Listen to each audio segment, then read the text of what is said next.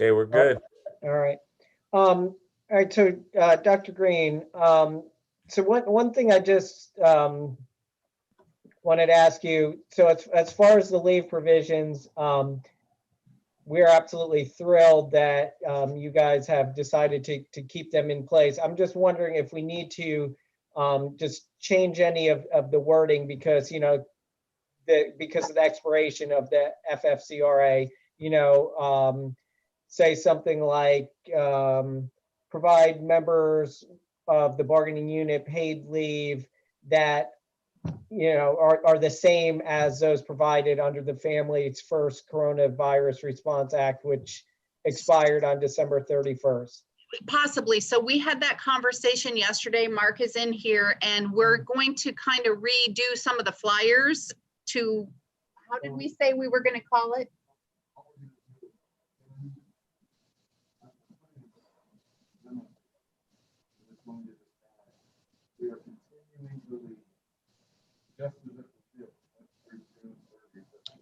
Can you hear him? No.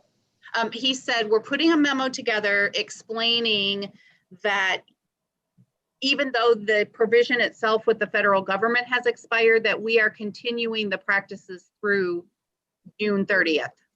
Okay. So, well, I guess, we agreed to this. And if you and I need to, add 3 words in there that say something to that effect, then we will. I mean, and I don't think this is the intention by no means, but, we don't want to be in a situation where we agree to this and go, what do you mean the Family's First Coronavirus Response Act is expired? So, and I know that's not the intention, but I just want to make that clear that it's not the actual Family First Coronavirus Response Act because it's expired, but it will be identical to those provisions. Yes. We'll figure out how to say that succinctly and eloquently. Okay. Well, and once again, we always say when the board is not doing right by us, and in this case, we very much appreciate that the board did not make this a fight, and just want to thank them once again. So, all right, and then moving along to Safe Environment M. Gonna offer a counter on that. I didn't type it up, but it's just it's pretty easy. So right now it says, with the exception of early release days, certain members of the bargaining unit, we would like it to say, with the exception of early release days, school-based members of the bargaining unit. So get rid of the word certain and insert school-based. And then we're okay where it says or supervisory duties.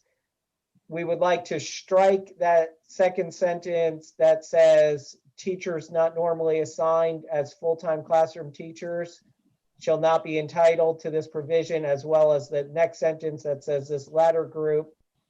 So we'd like to strike those 2 sentences, and then we're okay with the last sentence that says after student dismissal is defined as. Do you need me to repeat that? No,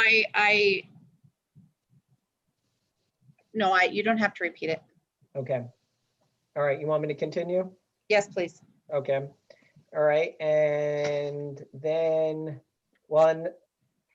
as far as number 6 goes, we would accept that language as is for number 6. Thank so that you. I believe just leaves if you guys came up with something for e-learning G. We did. It's on my computer, so my camera's here, my computer's here, so I have to turn my head to read it. Okay, yeah, I've been doing that all along. Okay. Well, yours looks to be like up here, so mine's over here. Well, he's short, so. Hey. So again, this would be the only clause related to G. All the other stuff would not be there. It would be just this sentence. Okay.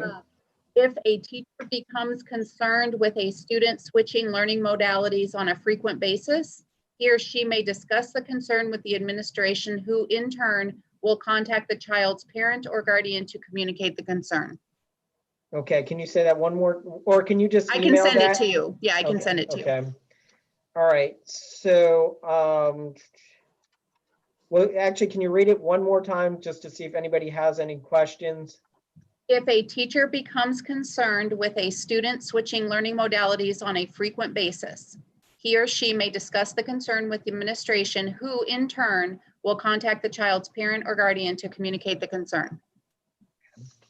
Any questions on that? All right, so. I have a question. Sorry, I couldn't get off Yep. mute. I just wanted to make sure, because I'm gonna sound like I'm advocating for the district here, but isn't it a yeah, cut me off. Isn't it a safety concern for our schools and our administrators to not know who's coming on their campus every day, especially, you know, so I mean, and I don't know how we would, if this would go in this agreement or if it's something that we could wordsmith with leading and learning, but you know, if the administration makes that phone call home, I would almost feel like we would need the parents to put it in writing that yes, they did send their kid back that day, and you know, all future changes of a modality will be in writing.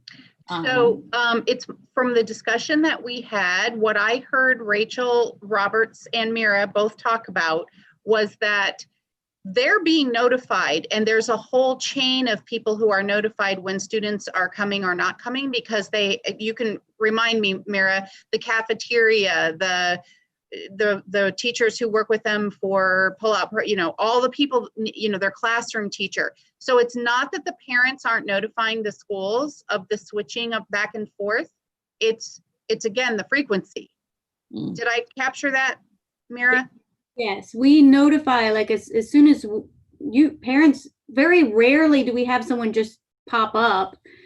When that happens, we call, we confirm, we email everybody, including the cafeteria, like you said, all the teachers, anyone that would be affected is immediately notified.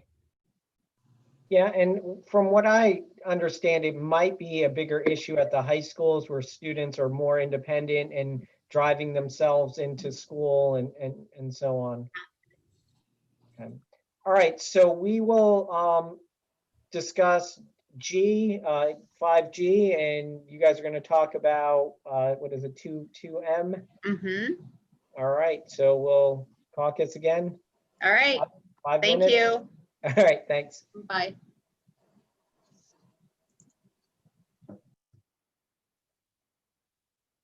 Everybody